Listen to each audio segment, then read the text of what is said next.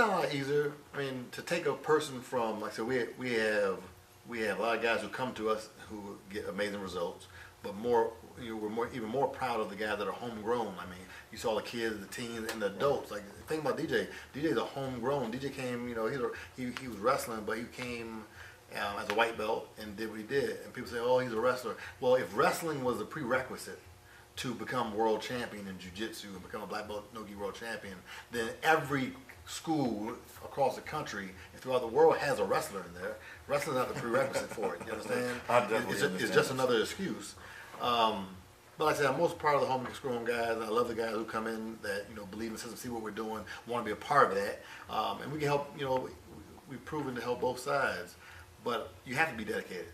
I mean, you have to spend time. You have to care, because like if you don't care, like you have to travel around the world, travel around the country. You have to care. Like a guy has a problem passing guard to the left side, may take 4 months, 6 months to get the base to the passing to the left side. Somebody has to care. Anybody in the NFL, NBA, at any level has somebody in their life that had cared.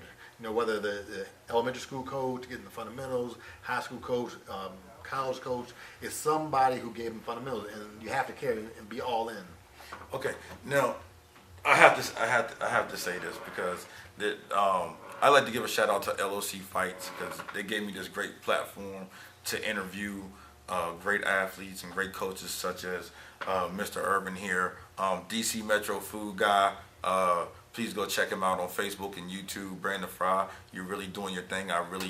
You should check that out too. I am. I talk to Brandon. You talk to him? Okay. So you're familiar with the DC Metro Food dude? Yes. I love it. Have you seen the show? No. You haven't seen the show? Well, are you gonna see the show? Yeah. He hasn't sent me a link. If he sent me a link, I'm gonna check it out. I'm gonna make sure he gets you the link because there's a lot of great places that he has on there to eat, and I want to thank you guys. Next Generation Sport and Fitness, also Mike Dolman. I like to thank you too. I gotta get that out of the way because they're paying me, so I gotta earn a paycheck too, sir. Unless you let me come free to one of your classes. What's up with? Can I get the hookup? Jiu-jitsu? No. I'm talking about the internet marketing classes. Oh, yeah, that you can come to. Yeah. For free though. For sure. Because my money's probably not. I'm struggling, brother. No problem. I mean, do you take something off the food stamp card or something? Next one, I got you covered. All right, I'm serious. All right, you heard that, right? So if he don't let me come to the next internet marketing class, because we're going to get to that. Let the world know. I'm letting the world know. I'm going to tell you now. I'm going to make up some stuff about it. Ain't going to be nice if you don't let me come to the class. So we got some witnesses in the room. I'm a man of my word. Everything I say, I do. Oh, okay, cool. I really appreciate it because I'm really looking forward to that. We're definitely going to get into that. But for right now, what's the main misconception that a lot of people, sir, that don't know you have about you? Like, what's something that what's one of your biggest pet peeves? I know you have BJJ bitch assness. Right. Sure. I posted something about BJJ bitch assness. It's the worst vile disease on earth right now. Right, and and you can take BJJ bitch assness and you can put that into any team, anything that you have. Bitch assness is a disease that will destroy everything. Could you please tell us what the bitch assness is? Well, BJJ bitch ass is basically, like you say, it can be applied to everything. But when it comes to jiu-jitsu, it's about people making excuses and whining, complaining. Like I created this thing, I called 3%ers, right? And 3%ers are the people out there that they're not bitching, they're not complaining, they're not making excuses. In the Brazilian Jiu-Jitsu community, you have coaches, you have teammates, you have athletes that are all making excuses. You go lose to a person at the purple belt division, and you have 1 stripe on your belt. The person has 3 stripes on their belt, and when you come over, the coach says, "Hey, don't worry about it. He's a 3-stripe purple belt." Like none of that matters. You're damaging your athletes. That's why I like wrestling. Wrestling, there's no belts. Right. You go out there, you either win or you lose. But it's about taking responsibility for your own self. It's about trying to reach to the highest level. It's very complicated, but it's simple. Stop making excuses. Stop whining, stop bitching, stop complaining, stop moaning, and always trying to figure out a reason why that person's winning and you're not. The reason why that team's winning and you're not. It's simple. Like just you go, you compete, you lose. Don't make excuses. 0 excuses. Listen to my guys. Like 0 excuses. And we try to get it out of their system.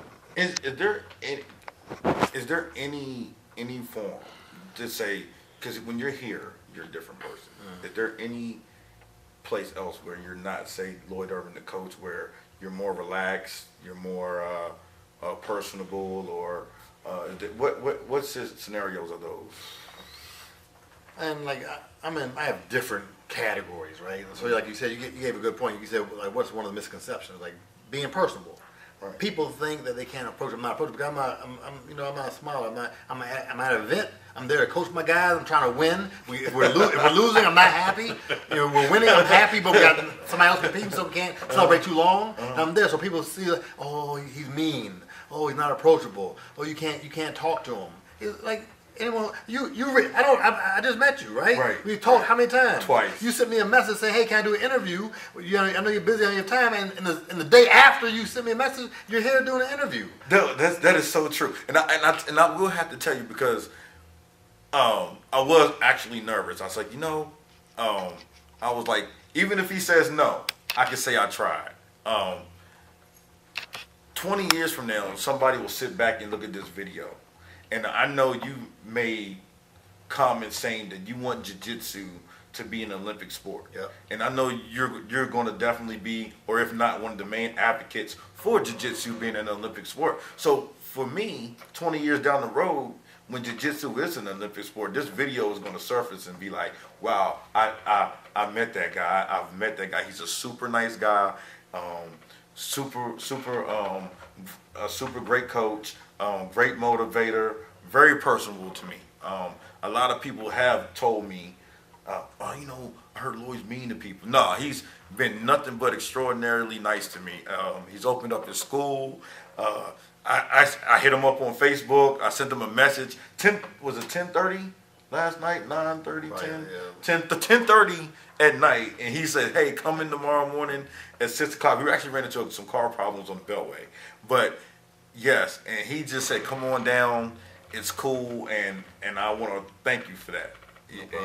So all those people who say, Master Lloyd is not personal, if you see him coaching his kids at an event, he's not going to be personable. And even people come up to me asking to take a photo, so I take photos all the time. There's no problem. But I guess it's something about my demeanor, my look, right? But if you think about this, the people that say I'm mean, and it's hard to work with me. It's the people that say they want to be in 3%. It's the people that say they want to become champions. And so we have 3%, right, that want to, that really want to, right? Then you have 97% of the population. 97% of the population is a huge part of the population. I mean, understand, my school is no different.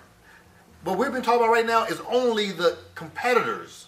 Whereas 97% of my school don't compete, have no intention of competing, have no desire of competing, and they're here for a different reason. And we have a facility and we have a program for them also.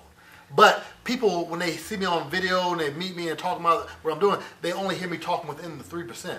So now the person that says I'm mean is the type of person who says they want to become a world champion, and I sit down with you and tell you about the 3%, I tell you about the 97%, and I tell you the difference. And if you sit here as a man and look me in the eye and say you want to be in the 3%, after I tell you what the 3% is willing to do, and not willing to make no excuses, and we'll get up at 6 a.m. and do their runs, and they're doing their sprints and do their drilling. When you tell me that as a man, and tell me that that's what you want to become, and that's what you want to do, and I shake your hand, and say I'm going to help you reach that goal, you can't fucking tell me that at 6 a.m. you don't show up because you overslept.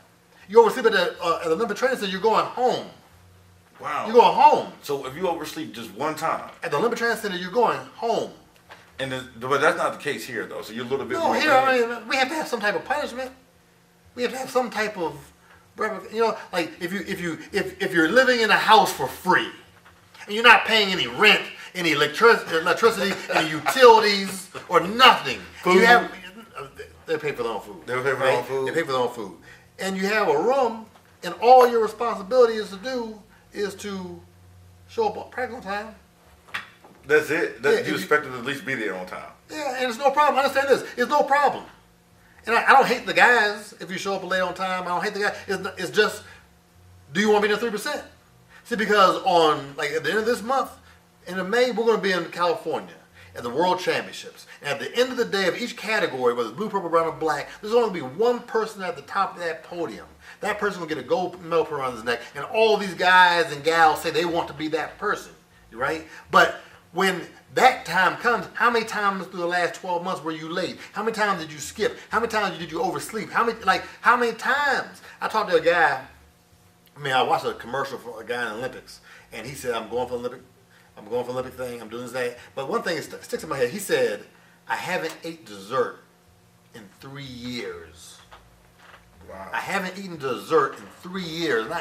For me, I had a few guys that have been playing close to the line on their weight and having to cut at the last second decrease their performance.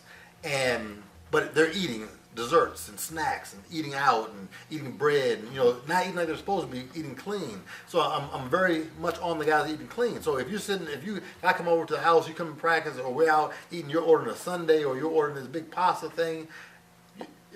That's not congruent with what you're saying. Right now, you're 18 pounds overweight.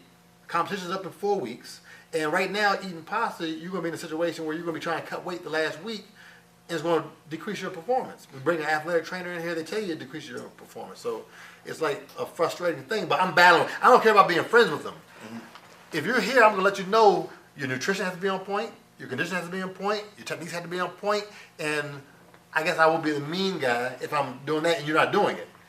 Absolutely. Because I tell a lot of people this too about Floyd Mayweather. People like, oh, Floyd Mayweather gets millions of dollars. Exactly. And I tell people because the reality show can be very misleading because everybody sees Floyd in these fancy cars, $10 million mansions and stuff, but they don't see Floyd running at 3 o'clock in the morning, putting in 8 miles a day, hitting the gym three times a day. All of that, only thing they see is him spending money. No, him marketing himself. Exactly. That's what he's doing. He's marketing himself, which is because we pay to see him. But he works hard. Floyd Mayweather, if you watch the day of the weigh-ins, he's 147, 148. Mm-hmm. The night of the fight, he's 149. So that lets you know at any given time, Floyd Mayweather is walking around in fight shape. Yeah. He's probably already in. The fight is 3 weeks? May 3rd. May 3rd, a couple weeks away. He's probably already in shape. So can you look at that work ethic that he has and apply that, say, to a DJ Jackson or a Sajara Eubanks or a Najee Easton or a Mike Easton to be in that type of shape all year round? It's hard. Even the names you just named, they're not doing it 100%. We have like DJ, we always talk about DJ, and like I said, I've told him to his face, I talked to his parents about it. He has a weight problem. He likes eating, and he knows it. But it's one of the things when it's time to go to the pro. It's going to be something he's going to be battling. Hopefully he gets together and he understands what he's supposed to do. But like I said, that's a situation he's going to have to battle. Sajara, she likes eating. She has different times. If she loses, she goes sometimes. She doesn't feel good. She'll go eat and binge a little bit. Mm-hmm. It's a situation for her. But when it's time to make a certain weight, she will do what she has to do. But like people like Floyd, it's flawless all the time. The guys like this guy, the Olympians, flawless all the time. After they make the Olympic team, after the Olympics, then they can spurge and do what they want to do. But it's an ongoing battle that the coaching staff has to help out with the athletes, and the athletes have to. And some athletes like Floyd are different. One of my students is actually a bodyguard for Floyd. Been bodyguard for probably 7-8 years for him, so he tells about it. But for right now, what's the main misconception that a lot of people, sir, that don't know you have about you? Like, what's something that what's one of your biggest pet peeves? I know you have BJJ bitch assness. Right. Sure. I posted something about BJJ bitch assness. May 10th, Lights Out Combat fans, get ready.